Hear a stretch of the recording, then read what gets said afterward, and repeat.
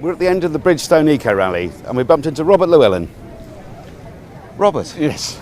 Great to see you here. Nice to see you. How was it for you? It was really good. It was good. I mean, I've done it quite a few years. It's always slightly chaotic. No one's quite sure where they're going or what they're driving. But today was really good. Beautiful day, and all the cars worked. Nobody broke down. Nobody ran out of juice. We all got here fine.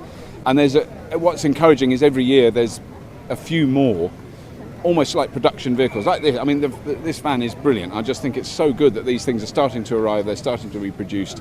You know, when I first did it, there was kind of one electric car that just about made it, and then there was a lot of sort of bioethanol cars and things like that. This year, there's a lot of different electric cars made by a lot of different manufacturers.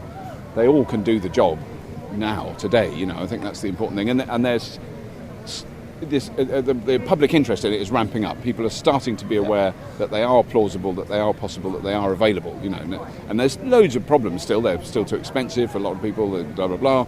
You know, but it's range anxiety as well. Range anxiety. Range anxiety is weird though, because I do think it's important to. I drive an electric car every day. I genuinely don't get range anxiety, but then I'm not thinking, right, I've got to go to Scotland just to pick up some potatoes. Yeah. I'm not going to do it in an electric car, you know, so I don't even think of it. But, you know, the car I've drive's got a 100-mile range. I've driven it into London. I live over 100 miles outside London. I give it a fast charge on the way. I've done 5,500 miles in that car in 2.5 months. It's the car I use, you know, for everything. And I live out in the country, which everyone says, oh, well, they're no good for people who live out in the country. Well, they're brilliant for people who live out in the country, actually. They're fine.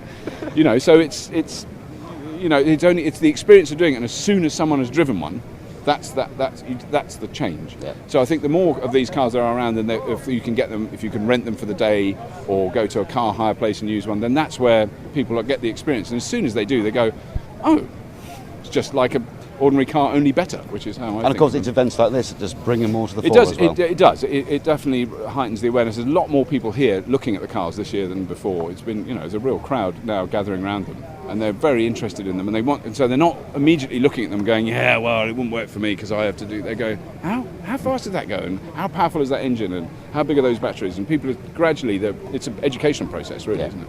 Robert, thank you very much. Thanks for your time. All right, thank you.